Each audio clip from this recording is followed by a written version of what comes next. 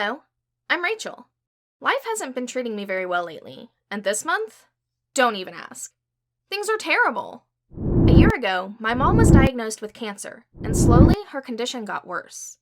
All the frequent visits to the hospital and increasing medical expenses made my dad super frustrated. He started spending more time at his office and would always avoid going to the hospital with Mom. It was always my grandma and me who took her to the doctor, and I was totally fine with it until I realized what was actually going on. My dad was slowly losing interest in my mom and in us. One day, my mom was in a lot of pain, so we rushed her to the hospital. The doctors said they had to perform surgery immediately. I called my dad, and he didn't answer. I called again, and he still didn't pick up. I went straight to his office, and at that very moment, my life turned upside down. He was sitting there, having lunch with his secretary. "Dad, Mom's in the hospital. The doctors said they have to perform surgery as soon as possible. I don't know what to do. I kept calling you, but you didn't pick up. Can you please come to the hospital with me? Mom needs you." His expressions did not change, even a little bit, as if this news didn't affect him at all. How is he so composed at such a crucial moment? Was he not affected by Mom having surgery? After my begging, he agreed to come to the hospital with me. I felt a little better knowing Dad was with me now, but the image of how he was having dinner with some other woman while my mom was in surgery kept bothering me.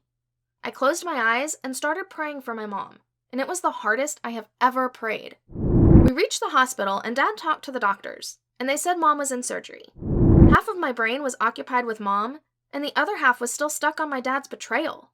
It felt like we were there for days, and all I kept thinking of was all the moments when I hurt my mom. My grandma was comforting me, but Dad seemed like he didn't care. Hours went by, and I was still in shock. A doctor finally came out, and he said, "I am sorry for your loss." My brain froze. So did my body. I screamed. I still want to scream every single time I think of my mom. Dad hugged me. He finally looked sad, and seeing him sad made me even angrier at him. I obviously can't express how terrible I felt at that very moment. A month went by, and my dad came to my room. He said that I know it's not been long, but Mom would have wanted us to move on. He told me he would be marrying another woman. How heartless does someone have to be to do such a thing? The man I had idealized my whole life was now someone I hated the most. He looked at me with teary eyes and told me he was sorry. I sat there quietly, waiting for him to say something else, and to my surprise, he asked me if he could bring her home. I don't know why he acted as he cared about me or my mom. He had betrayed us both and broken my trust. I told him he can do whatever he wants. I was so miserable, and I felt like I had lost both of my parents. This made me realize how my dad was never there for us, and how losing my mom was like losing the only parent who was there for me.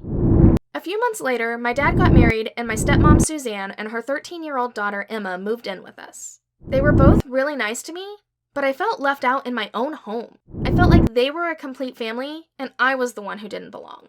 Emma, my stepsister, saw how sad I was and started spending time with me. We became great friends, and things had finally started getting better in my life. My relationship with Dad was also going back to normal, until my stepmom decided to ruin my life once again. Anytime she would see me spending time with Emma, she would separate us. If I was with Emma, she would tell me to go do laundry, clean dishes, and go mow the lawn. She began mistreating me and making me look like a spoiled girl in front of my dad. Even though I would do all the chores, she would tell Dad that Emma did them, and I never helped. I didn't tell my dad, but my stepmom and I had more and more fights, and with every passing day, it became even harder for me to live there. Even my dad started turning against me and taking my stepmom's side. She made me look like a spoiled brat, and I got blamed for things I didn't even do. One day, my stepmom blamed me for stealing money from her purse. I got so angry that I started saying she was a liar, and my dad didn't even defend me. I was so fed up that I decided to move to my grandma's house. I called my grandma and asked her to pick me up. I went to my grandma's place, and I broke down, and I cried for hours. My grandma comforted me, and I told her everything that had happened. I told her how my stepmom was manipulating my dad, and how she kept lying to make me look bad. She also did not like my stepmom, and said I should live with her. This made me so happy, and I went home to tell my dad and to get my things. He said it would be better for all of us since my stepmom also wanted me to move out. His words really hurt me because it felt like I didn't matter to him. I went upstairs and started packing my stuff. Emma seemed quite upset, but I didn't care about her. Her mom was so mean to me, and in the moment, I was angry with them both, so I just decided to ignore her. Emma was crying, and she hugged me before I left. The next day, when I settled down, I got a text from Emma, and she called me her elder sister. And she said I was the sister she always wanted, and she really wants to stay in touch with me. I realized even though her mom was so mean to me, Emma was not like that. I text her almost every day now, and she comes to see me at my grandma's place regularly. I told her she and grandma were my only family, and I was thankful they were both still in my life at least. Today, even though I don't have my mom, I have a grandma and a sister I never thought I would have. My dad meets me once a month, and sometimes I don't see him even for 2 months. It's been a year since my mom's death, and I think my life is slowly getting better now.